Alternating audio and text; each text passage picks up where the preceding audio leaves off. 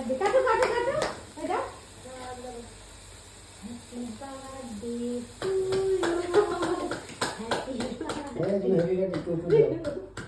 everyone, assalamu alaikum and welcome back to my new another video. তো আজকের এই ভিডিওটা কিন্তু আমার জন্য একদমই আনএক্সপেক্টেড ছিল, কেননা এখন কিন্তু রাত বাজে 12টা আর আমি আসলে অনেক বেশি সারপ্রাইজড, কারণ আমি জানতামই না আমার পরিবার আমার জন্য এত বড় একটা সারপ্রাইজ রেখেছে আমার জন্য। আমি জানতামই না তারা আমার জন্য একটা কেক এনে রেখেছে আর 12টার পরে আমাকে সবাই মিলে উইশ করবে। তো আমি অলরেডি ঘুমিয়ে পড়েছিলাম, দেন সবাই আমাকে যে ডেকে তুলে দেন নিয়ে আসে, দেন আমরা এই কেকটা কাটি। তো সত্যি কথা বলতে কি, পরিবারের থেকে আপন কিন্তু আসলে কেউই হয় না। সবাই যতই সিম্প্যাথি দেখাক না কেন, যতই দেখাক সে কাছের মানুষ, কিন্তু আসলে দিন শেষে নিজের বাবা মা ভাই বোন ছাড়া আসলে সত্যিকার অর্থে কেউই আপন না। আমি অনেক সময় দেখেছি, মানে আমি যাদের অনেক বেশি ভালোবেসেছি তারাও কিন্তু আমাকে এতটা ভালোবাসেনি বাবা মার মতো করে। আসলে বাবা মা বোন তারা জীবনের অনেক বড় একটা অংশ আমি মনে করি।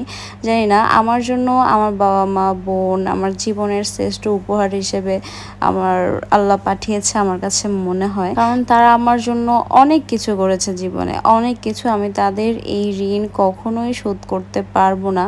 আল্লাহ আমার বাবা মা ভাই বোনকে অনেক বেশি নেক হায়াত দান করুক, তারা 1000 বছর বেঁচে থাকুক, সুস্থ থাকুক, এই দোয়াই করি আল্লাহ তাআলার কাছে। তারা জানি সব সময় আমার পাশে এইভাবেই থাকে, হাসি খুশিভাবে।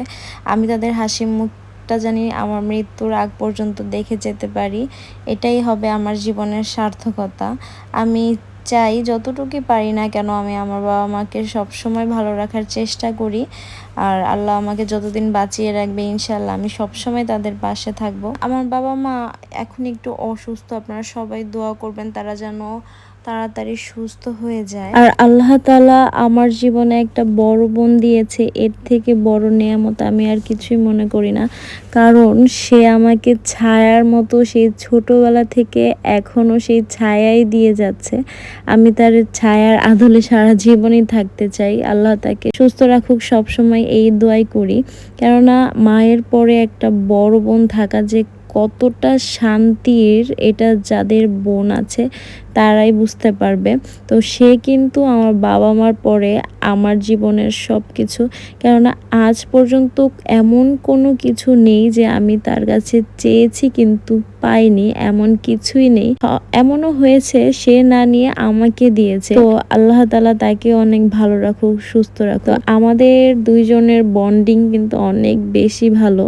তো সব সময় আমরা কিন্তু ঝগড়াও করি না, আমাদের ভিতরে কিন্তু ওরকম ঝগড়াও হয় না। সবসময় আমরা মিলেমিশে থাকি না কেন। আমি মাঝে মধ্যে ওর সাথে রাগ করলেও ও কিন্তু আমার সাথে কখনোই রাগ করে না। তো আমার আম্মু কিন্তু আমাদের বলে জোড়া কবুতর নাকি আমরা। তো আজকের ভিডিও এই পর্যন্তই। আল্লাহ হাফেজ।